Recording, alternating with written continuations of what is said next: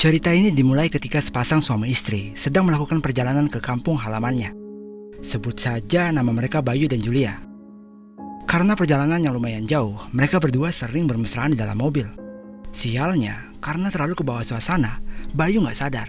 Ketika sudah sampai di perkampungan, di jalan ada beberapa anak kecil yang lagi main. Jelas saja dia kaget dan membanting setirnya ke tepi jalan. Bukannya terhindar dari masalah, mereka justru gak sengaja nabrak tenda preman yang kebetulan lagi mesum di pinggir jalan itu. Jelas saja preman ini gak terima dan memanfaatkan keadaan itu buat minta ganti rugi dan memeras mereka. Karena merasa bersalah, Bayu akhirnya membayar uang sejumlah 3 juta kepada preman itu. Tapi ya namanya juga preman, dia gak puas dengan uang yang diberikan oleh Bayu dan meminta bayaran 10 kali lipat. Merasa dia diperas, jelas saja Bayu menolak untuk memberikannya. Akhirnya terjadi adu mulut. Bahkan preman kampung itu mengancam akan memukul Bayu dengan kayu besar kalau dia gak mau bayar lagi. Untung saja ketika Bayu akan dipukul, datanglah si Jono, teman baik Bayu dari kampung yang kebetulan lewat jalan itu. Dia membantu Bayu untuk ngelawan preman itu. Awalnya si preman kampung ini tetap gak mau ngalah sebelum dia dibayar. Tapi Jono mengancam akan memanggil teman-temannya yang ada di dekat situ jika dia gak mau mengalah. Akhirnya mau gak mau, preman mesum itu mengalah juga dan melanjutkan kegiatan mesumnya. Setelah perkelahian itu selesai, Bayu baru sadar kalau mobilnya ternyata rusak parah. Karena tidak dapat melanjutkan perjalanan, Joko menawari mereka untuk menginap di rumahnya. Awalnya Bayu menolak, tapi karena Jono memaksa dan lagian gak ada bengkel yang buka di sekitar sana, akhirnya dia setuju untuk menginap bersama istrinya.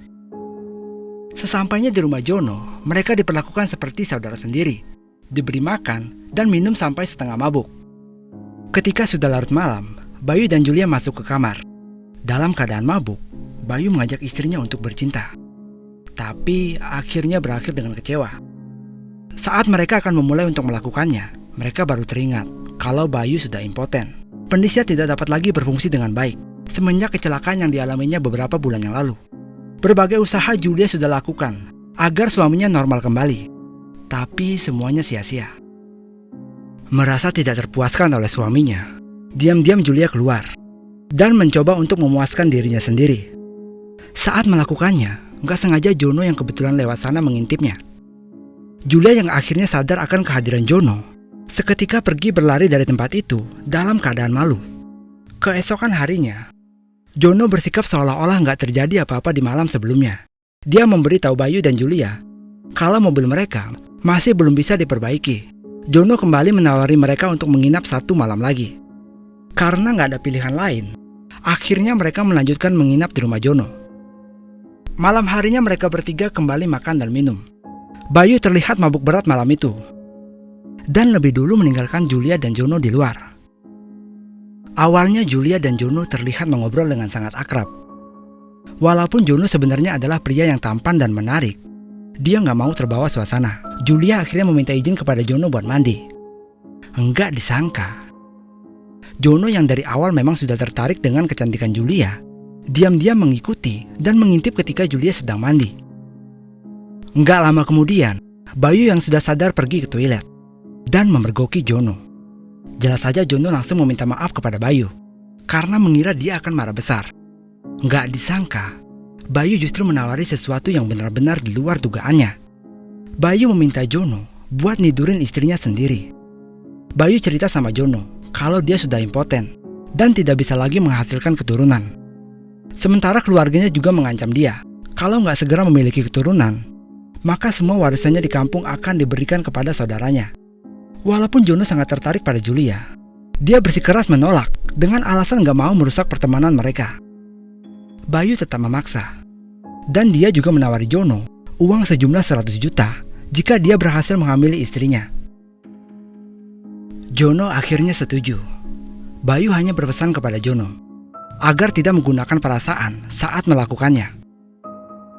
Julia yang ternyata diam-diam mendengarkan pembicaraan mereka tidak berkata apa-apa dan masuk ke kamar tanda setuju. Dia mau melakukannya dengan syarat Bayu tetap menemaninya saat dia bercinta dengan Jono. Bayu pun setuju.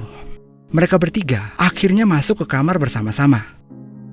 Melihat Julia terlihat sangat gugup dan takut untuk melakukannya, Bayu yang ada di kamar itu kemudian memegang tangan Julia dan membuat dia merasa lebih nyaman.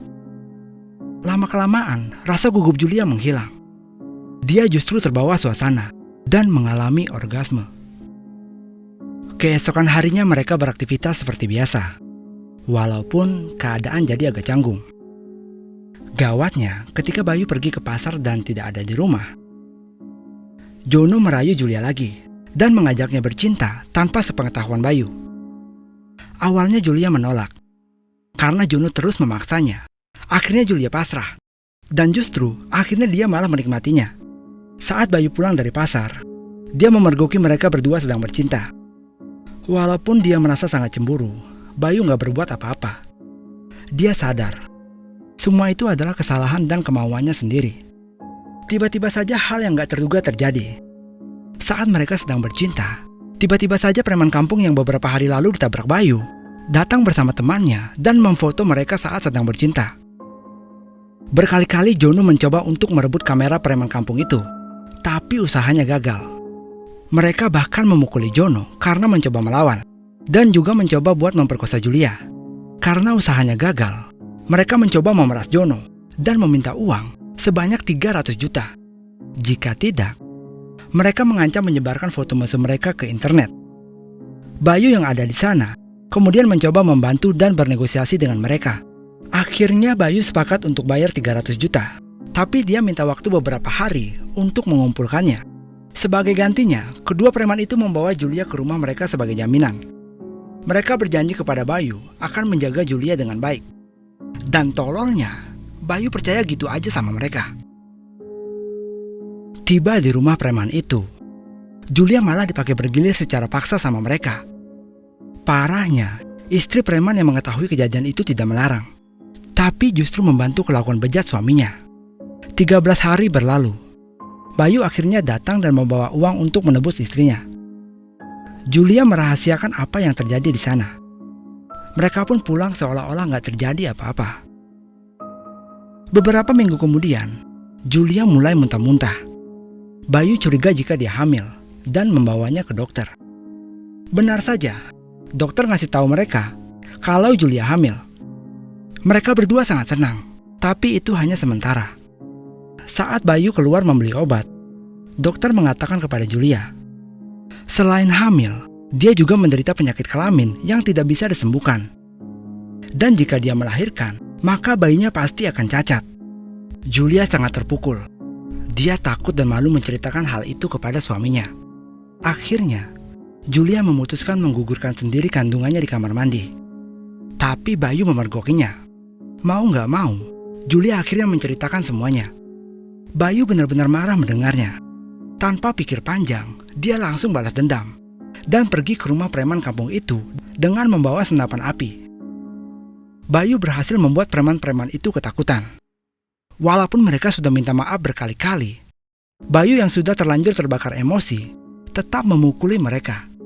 Apesnya, saat Bayu akan membunuh kedua preman itu, tiba-tiba saja istri preman itu datang dari belakang dan memukulnya dengan kapak hingga tewas. Mereka akhirnya membuang mayat Bayu di jalan. Julia merasa hidupnya benar-benar hancur saat mendengar suaminya meninggal. Joko yang saat itu berada di sana bersama Julia melihat ada peluang besar baginya untuk memiliki Julia. Dia menawari Julia untuk menikah dan tinggal bersamanya, sekaligus mengajaknya bercinta. Emang otak cowok gak jauh-jauh dari selangkangan. Dalam keadaan seperti itu, sempat-sempatnya Joko mengajak Julia bercinta. Julia mau saja bercinta, asalkan Joko mau membantu dia untuk membalaskan dendamnya. Joko akhirnya setuju, dan mereka pun bercinta. Emang dasarnya Julia gampang dibegoin. Percaya aja sama cowok model Joko. Keesokan paginya saat Julia terbangun, Joko sudah gak ada di sampingnya. Julia sadar dia hanya dimanfaatkan. Dia akhirnya memutuskan untuk balas dendam sendiri. Saat Julia datang ke rumah para preman itu, mereka dalam keadaan tidak siap dan benar-benar gak nyangka Julia akan datang. Walaupun ada beberapa perlawanan, Julia berhasil membunuh mereka satu persatu. Walaupun dendamnya berhasil terbalaskan, Julia merasa hidupnya sudah tidak berguna lagi. Gak ada lagi orang yang menyayanginya. dan dia merasa tidak ada tujuan hidup. Akhirnya, dia mengakhiri hidupnya sendiri dengan melompat dari tebing.